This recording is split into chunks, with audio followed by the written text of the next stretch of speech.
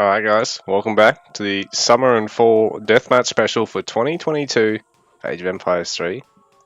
We're here with Don Stowe, the red trunks, up against Andi in the blue. So Andi has picked Dutch, Don Stowe picked Spanish here. So Don Stowe making sure to get his 5 shipments, start building some barracks very aggressively, but Andy's already pushing up with militiamen. So is Don Stowe. Andy going to try and get that trading post. He's got these barracks fairly safely at home. So Don Stowe trying to side build a town centre and a barracks here. Could be very costly for Andy if it doesn't get cleaned up soon, but at the same time, yeah, it looks like Don Stowe's really establishing the mid-map. Andy intent to just play it slowly back at home. He will get that trading post unless Don Stowe tries to clean it up, although he should be safe too. So Andy, so far he's shipped faster building and faster units training. While Don Stowe engaging, he's now just getting faster building after having taken archaic unit upgrades. He's really spamming the crossbowmen initially against skirmishers, so ultimately is more pop effective to have the skirmishers, I think, before you factor in upgrades and civ unique bonuses.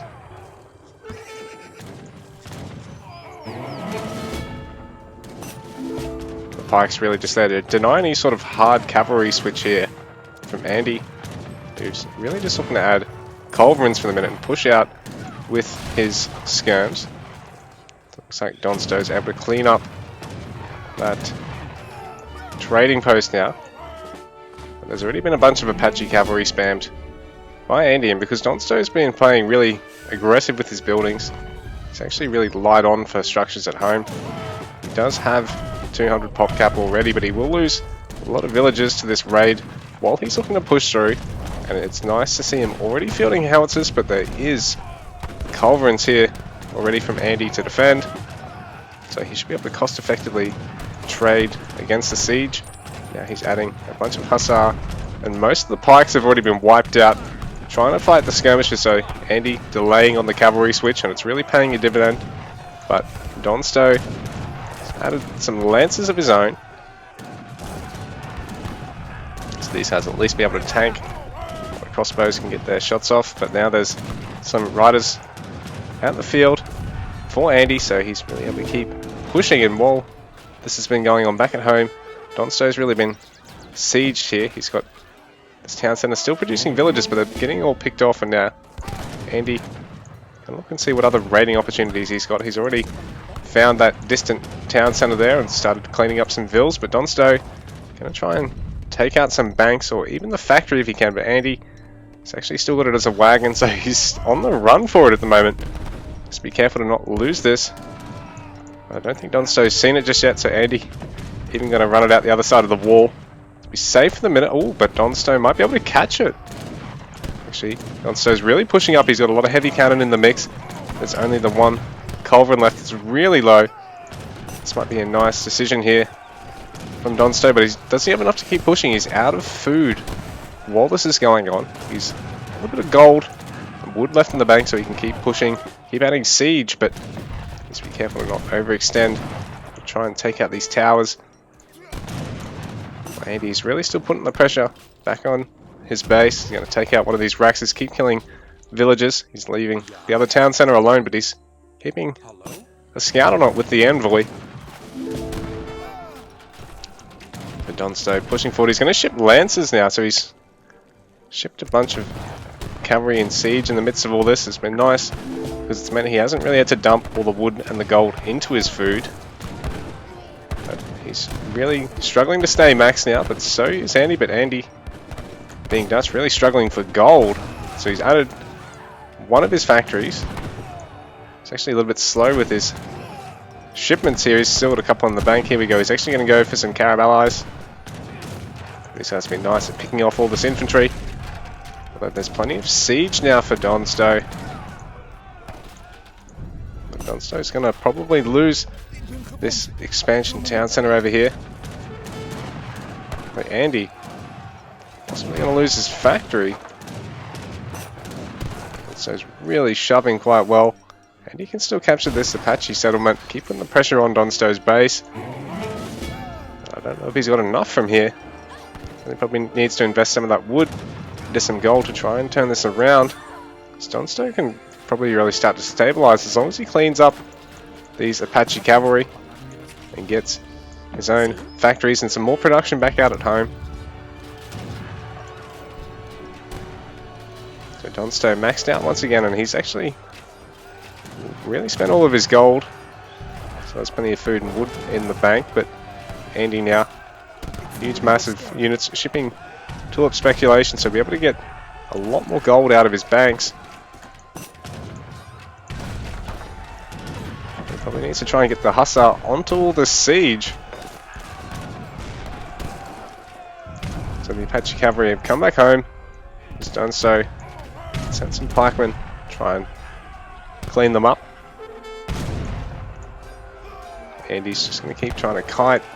Seems to be working for him, but now he's just stopped to try and focus on other things, and Don Stowe should be able to clean all these up. He still has possession of the one trading post there. But he's still really struggling for units at the moment. Don Stowe, 150 pop to Andy's under 40 pop at the moment.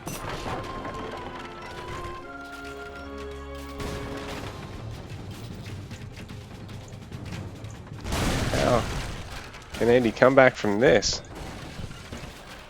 Add a lot of siege. The town center triangle is really working well because there's no mortars here, so the town centers will be able to get pot shots off at all the units. There's plenty of towers guarding this last factory. So Andi going to go for a raid with his Hussar. Don Stowe only on the 12 villages to Andy's 23, so Don Stowe's pretty much ignored having an economy at this point after having both the town centers sacked so heavily. And so he should be able to pinch this factory off Andi, who's now got a bunch of blowgunners here. A bunch of villagers are going to get cleaned up as well. He's now under 20 villagers once again, but Don Stowe's now going to be under back to single-digit villager territory, and there is culverins in the mix. So Andy's going to want to try and micro these really well if he can. At the same time, Don Stowe's done an impressive job. He's backed out his seats, brought his own culverins forward. Oh, he's going to pick them all off from Andi here. He just needs to hold on a little bit longer, but he has nothing left in the bank here. While Andi possibly just spend a bunch of wood, the other resources, and field another army behind this. Don Stowe really needs to add mortars at this point, but it's really all he's lacking. He's got a wonderful composition otherwise. And he's going to clean up all the banks as quickly as he can, really punishing Andy's eco. He's back down to 10 villages. Don Stowe is only on 9, shipping in some factories. Actually, he's going to ship in one factory in the Lancers. The other factory card's still in reserve. Things have really slowed down here. I'm not sure who's got the edge, because Don Stowe has more on the field, but Andi has a lot more in the bank at this point. Don Stowe really needs to be careful to not overextend and lose all these units for free here. Trying to take out the culverins. He's going to be unsuccessful in picking off either of those. Losing a lot of units. He hasn't actually cleaned up these last couple of banks. So Andi still going to generate a little bit of coin out of that. Going to be able to establish another town center. Get eco going once again in this game. But Andi a bit unsuccessful with trying to raid here. Don Stowe now has some more pikemen here in the mix. And is getting a wonderful raid off here. So Andy's down to 5 villages here to the 13 of Don Stowe. So it's a great job by Don Stowe to really keep control, even though he bled a lot of units in that he didn't need to. And Andi is really playing the turtle extremely well. No factories left. He's lost all of his town centers at one point. Now with riders in the field, these guys will be able to pick off the infantry pikemen, even though they're counter cavalry. They don't really have an option but to back off from range cavalry when there is space to get kited. So Don Stowe really going to try and spam out the villages and stay ahead in terms of eco now, because he's really overlapped Andi on that front for the minute. He's going to have to struggle to try and get vills out and try and get all of his banks replaced.